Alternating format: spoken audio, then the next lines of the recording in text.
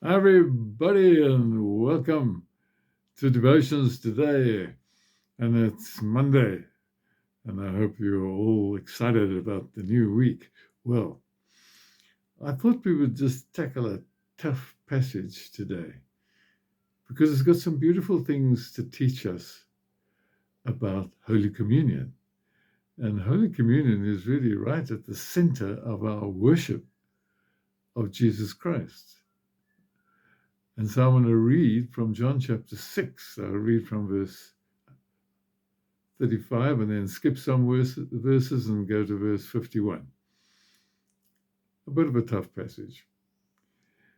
Then Jesus declared, I am the bread of life.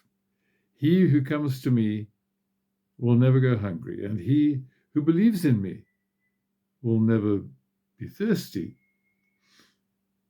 Jesus said to them, I tell you the truth. Unless you eat the flesh of the Son of Man and drink his blood, you have no life in you.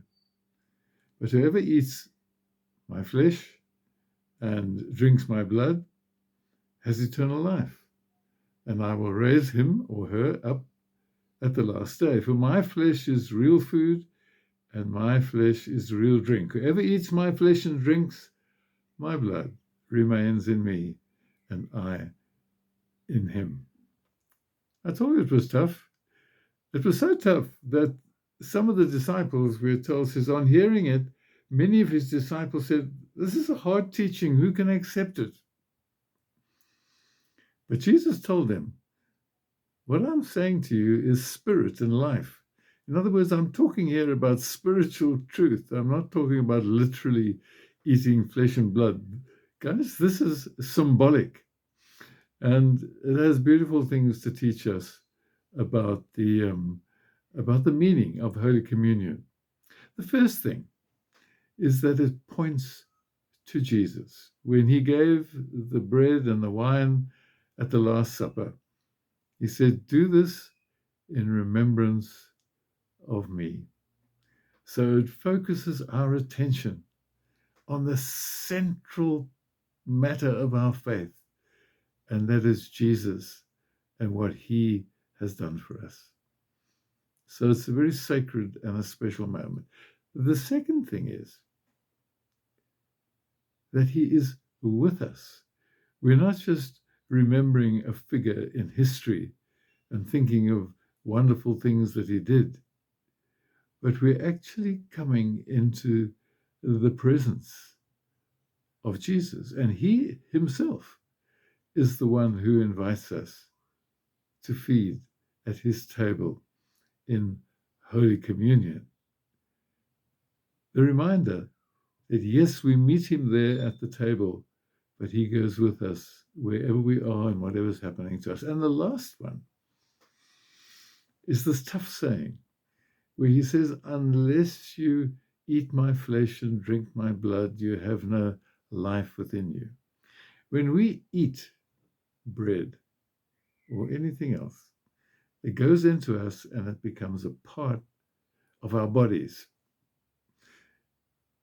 When Jesus says, unless you eat my flesh or drink my blood, he's talking about us feeding spiritually upon his being, welcoming him into our hearts and lives so that he is a part of who we are.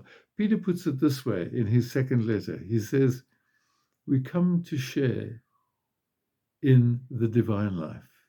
The life of Jesus is within us. And when he is within us, we are told by him, we will never hunger and we will never thirst. In the Old Testament, the Jews received manna from heaven. Jesus said, that bread will not last forever.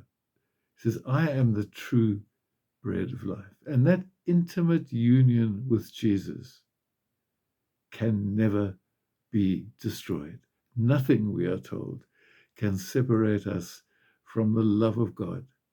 Yes, our bodies will get older and they will eventually die. But this relationship, this connection sharing in the life of Jesus is eternal. And it is what feeds the very depths of our being and of our soul. So next time you go out for Holy Communion, remember, it's all about Jesus. It's a reminder that he is with us in every situation. And it is an experience, once again, of being intimately united with him. May God bless you and may he enrich your life this week and give you great joy, peace, and love. God go with you.